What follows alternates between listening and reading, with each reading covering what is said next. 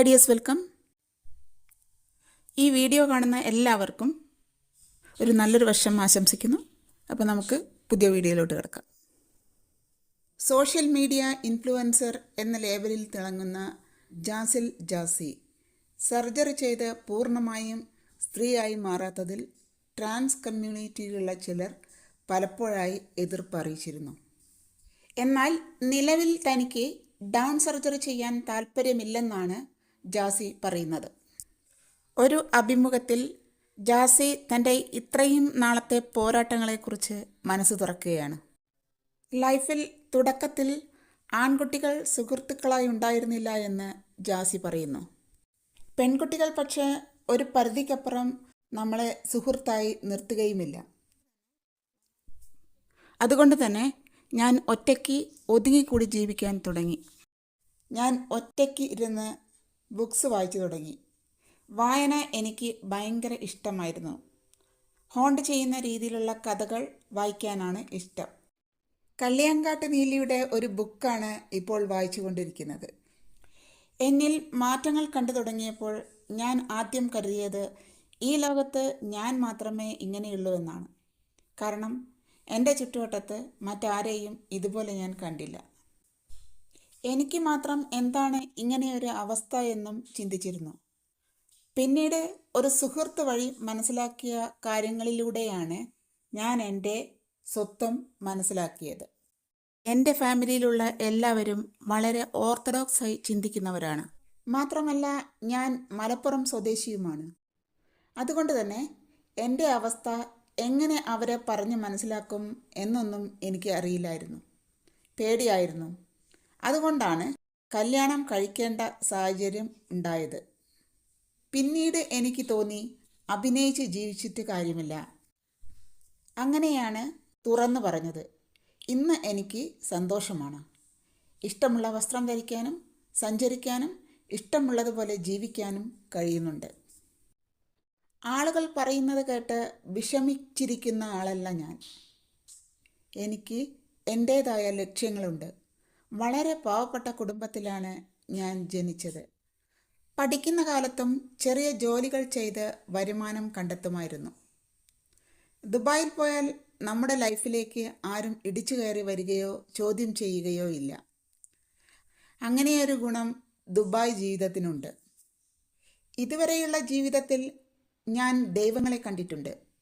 അതിൽ ഒന്ന് ആഷിയുടെ രൂപത്തിലാണ്. പല അവസരങ്ങളിലും ദൈവം ചില ആളുകളുടെ രൂപത്തിൽ എന്നിലേക്ക് വന്നിട്ടുണ്ട്. എന്തു വന്നാലും ആഷി എനിക്കൊപ്പം നിൽക്കും. അവന് എന്നോടുള്ള സ്നേഹം എനിക്കറിയാം. ട്രാൻസായി മാറിയാലേ എനിക്കൊപ്പം നിൽക്കൂ എന്നൊന്നും അവനില്ല. എന്നെ അറിയാത്തവരാണ് മോശം കമൻറ്റുകൾ ഇടുന്നത്. സ്നേഹബന്ധമെന്ന് പറയുമ്പോൾ എല്ലാവരും അതിനെ സെക്സുമായി മാത്രമാണ് കണക്ട് ചെയ്യുന്നത്. അതിനും അപ്പുറം ഒരു സ്നേഹമുണ്ട്. ഞാനും ആഷിയും നല്ല ഹാപ്പിയാണ്. എല്ലാം കൊണ്ടും ഓക്കെയാണ്. ഡൗൺ സർജറി നന്നായി പഠിച്ച ശേഷം മാത്രമേ ചെയ്യൂ. ബാക്കിയുള്ളതെല്ലാം ചെയ്യാൻ പ്ലാനുണ്ട്. നല്ല ചിലവ് വരും. ലേസർ ട്രീറ്റ്മെൻറ്റ് മുതൽ നല്ല ചിലവ് വരും. എല്ലാം കഴിഞ്ഞ് ഒരു പൂർണ്ണ സ്ത്രീയാകുമ്പോൾ നല്ലൊരു തുകയാവും. കമ്മ്യൂണിറ്റിയിൽ നിന്ന് ഒരു സഹായവും ഞാൻ വാങ്ങിയിട്ടില്ല.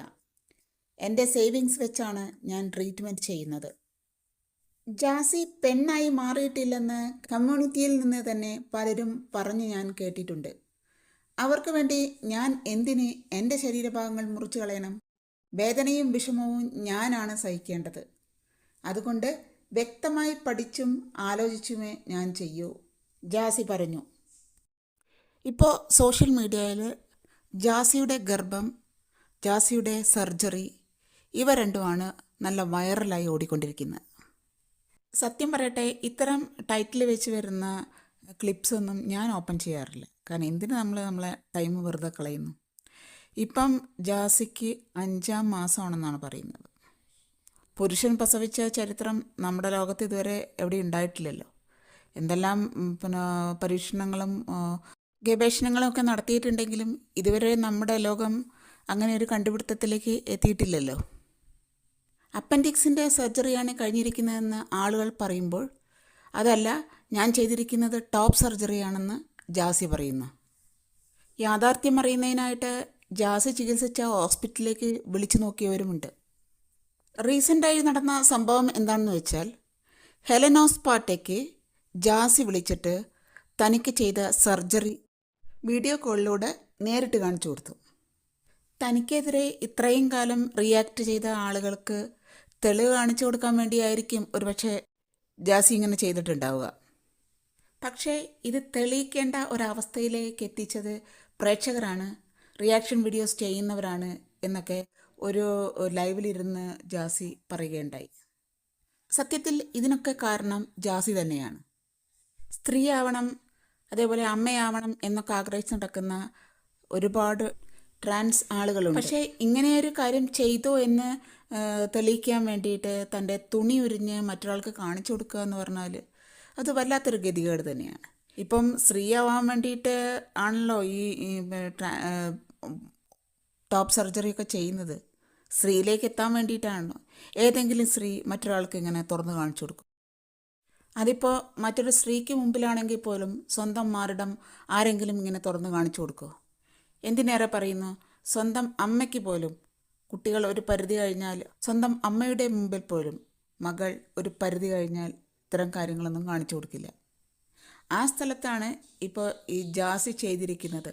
അതും ഹെലൻ പറയുന്നുണ്ട്, ഞാൻ പുറത്താണ്, എനിക്കിപ്പോൾ വീഡിയോ കോൾ എടുക്കാൻ പറ്റില്ല എന്ന് പറഞ്ഞിട്ടും മോളെ എടുക്കെന്ന് പറഞ്ഞാൽ നിർബന്ധിച്ചു കൊണ്ടാണ് എടുപ്പിച്ചത്. ഹെലൻ വീഡിയോ ഓപ്പൺ ആക്കിയതും ആ സമയത്ത് തന്നെ ഈ തുണി അങ്ങോട്ട് ഉരിഞ്ഞു മാറ്റുക ചെയ്ത്. അപ്പോൾ ആൾക്കൂട്ടത്തിൻ്റെ ആ ആളുകളുള്ള സ്ഥലത്ത് നിന്ന് ഒരുവിധം ഹെലൻ ഫോൺ മറച്ചു പിടിക്കാൻ പാടുപെടുകയായിരുന്നു. ഇതൊക്കെ വളരെ മോശമാണ്. അതിനുശേഷമുള്ളത് ആ പ്രഗ്നൻസി വിഷയമാണ്. അപ്പം ഞാൻ പ്രഗ്നൻ്റാണ്, ഇത്ര മാസമാണെന്നൊക്കെ എല്ലാ കാര്യങ്ങളും ജാസി തന്നെ പ്രേക്ഷകർക്ക് മുമ്പിലേക്ക് ഇട്ട് കൊടുക്കുകയാണ്. എന്നിട്ട് പിന്നെ പ്രേക്ഷകർ അത് പറഞ്ഞു, അല്ലെങ്കിൽ റിയാക്ഷൻ വീഡിയോ ചെയ്യുന്നവർ ഇങ്ങനെ പറഞ്ഞു, ചർച്ചയാക്കി എന്നൊക്കെ പറയുന്നില്ലെന്നൊരു ഒരു കാര്യമില്ല. ജാസി തന്നെ പറയുന്നു ജാസി പ്രഗ്നൻ്റ് ആണെന്ന്, 5 മാസം പ്രഗ്നൻ്റ് ആണെന്ന് പറയുന്നു. അമ്മയാകാൻ ഇഷ്ടപ്പെടുന്ന, സ്ത്രീയാകാൻ ഇഷ്ടപ്പെടുന്ന ഒരു വ്യക്തി ഇതേപോലെ ഗർഭവും പ്രസവവും ഒക്കെ ഒരു തമാശയാക്കി മാറ്റുക എന്ന് പറഞ്ഞാൽ വളരെ മോശമാണ്. സ്ത്രീയാവുക, അമ്മയാവുക, അതുപോലെ പ്രസവിക്കുക എന്നൊക്കെ പറയുന്നത് ഒരു തമാശയാക്കേണ്ടുന്ന വിഷയമാണ്. ഓൾറെഡി ഒരു ട്രാൻസ് കമ്മ്യൂണിറ്റിയിലുള്ള ആളാകുമ്പോൾ ഇങ്ങനെ പ്രഗ്നൻ്റ് ആണെന്ന് പറയുമ്പോൾ പൊതുവെ സമൂഹത്തിന് ഒരു സംശയമൊക്കെ വന്നേക്കാം. കാരണം പറയാൻ പറ്റില്ല, ട്രാൻസാണ്, ഇനി വല്ല ഗർഭപാത്രമോ എന്തെങ്കിലും ഉണ്ടോ, അങ്ങനെ ഏതെങ്കിലും വഴിയിൽ പ്രഗ്നൻ്റ് ആയോ എന്നൊക്കെ അറിയാനുള്ള ഒരു ക്യൂരിയോസിറ്റി ഉണ്ടാവും. ആ ക്യൂരിയോസിറ്റീൻ്റെ പുറത്ത് ഈ വിഷയം ചർച്ചയാക്കുക എന്ന് തന്നെയാണ് ജാസിയുടെ ഉദ്ദേശം. അതായത് ഒരു കണ്ടൻറ് മേക്കിംഗ് തന്നെ. ആ കണ്ടൻറ്റിൻ്റെ മുകളിൽ ഇങ്ങനെ ഡിസ്കഷനൊക്കെ ഇട്ടിട്ട് പൈസ ഉണ്ടാക്കുക എന്ന് തന്നെയാണ് ജാസി ഉദ്ദേശിച്ചത്. സോഷ്യൽ മീഡിയയിൽ നിന്ന് പ്രൊമോഷൻ കിട്ടണമെങ്കിലും, അതേപോലെ സോഷ്യൽ മീഡിയയിൽ നിന്ന് വരുമാനം കൂട്ടണമെങ്കിലും, സോഷ്യൽ മീഡിയയിൽ കണ്ടൻറ്റ് കൊടുക്കുമ്പോൾ റീച്ചും വിസിബിലിറ്റിയൊക്കെ കൂടണമെങ്കിൽ സെൻസേഷണൽ ആയിട്ടുള്ള കണ്ടൻറ്റ് കൊടുക്കണം. ഇത് ഒരു സെൻസേഷണൽ ആയിട്ടുള്ള കണ്ടൻറ്റ് തന്നെയാണ്. അതായത് റീച്ചും വിസിബിലിറ്റിയൊക്കെ കൂട്ടുക, അങ്ങനെ തനിക്ക് കിട്ടുന്ന വരുമാനവും വർദ്ധിപ്പിക്കുക, അത് തന്നെയാണ് ഉദ്ദേശം. സോഷ്യൽ മീഡിയയിൽ ആരും മാനത്ത് നിന്ന് കണ്ടൻ്റ് എടുത്ത് അതിൻ്റെ മുകളിൽ റിയാക്ട് ചെയ്യുന്നില്ല. നമ്മളായിട്ട് ഇട്ട് കൊടുക്കുന്ന വിഷയത്തിൻ്റെ മുകളിൽ മാത്രമേ റിയാക്ട് ചെയ്യാറുള്ളൂ. റിയാക്ഷൻ വീഡിയോ ചെയ്യുന്നവർ റിയാക്ട് ചെയ്യുന്നത് നമ്മളായിട്ട് ഇട്ട് കൊടുക്കുന്ന കണ്ടൻറ്റിൻ്റെ മുകളിലാണ്. ഇനി ഓപ്പറേഷൻ്റെ കാര്യം പറയുന്നുണ്ട്. അതിൽ ജാസി ഇട്ട വീഡിയോൻ്റെ ടൈറ്റിൽ അവനിൽ നിന്നും അവളിലേക്ക്. എൻ്റെ സർജറി കഴിഞ്ഞു. എനിക്ക് വേണ്ടി പ്രാർത്ഥിച്ചവർക്കും എൻ്റെ കൂടെ നിന്നവർക്കും ഈ അവസരത്തിൽ ഞാൻ ഹൃദയം നിറഞ്ഞ നന്ദി പറയുന്നു. ഇനിയും ആ പ്രാർത്ഥന കൂടെ ഉണ്ടാവണം. ഇതാണ് ടൈറ്റിൽ വെച്ചിരിക്കുന്നത്. അവനിൽ നിന്ന് അവളിലേക്ക്.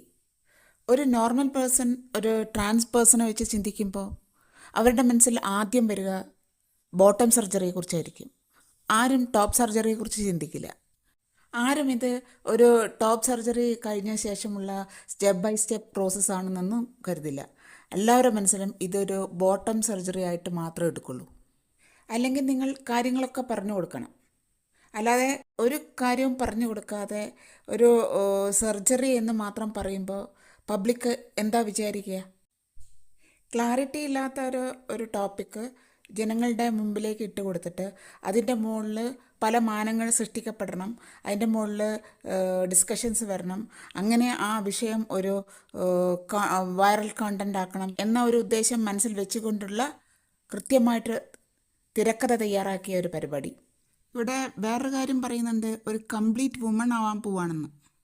മുകളിൽ കുറച്ച് സാധനം വെച്ച് പിടിപ്പിക്കുക, താഴെയുള്ളത് അങ്ങോട്ട് മുറിച്ചിട്ട് കളയുക. ഇത് രണ്ടും ചെയ്ത് കഴിഞ്ഞാൽ കംപ്ലീറ്റ് വുമൺ ആയോ? ഈ വുമൺ എന്ന പദത്തിന് ഇത്രേ അർത്ഥമുള്ളോ? ആ രണ്ട് സാധനം കൊണ്ട് മാത്രമാണ് വുമണിനെ തീരുമാനിക്കുന്നത്. അവയവങ്ങൾക്ക് ഉപരിയായിട്ട് സ്ത്രീത്വം എന്ന് പറയുന്നൊരു സാധനമുണ്ട്.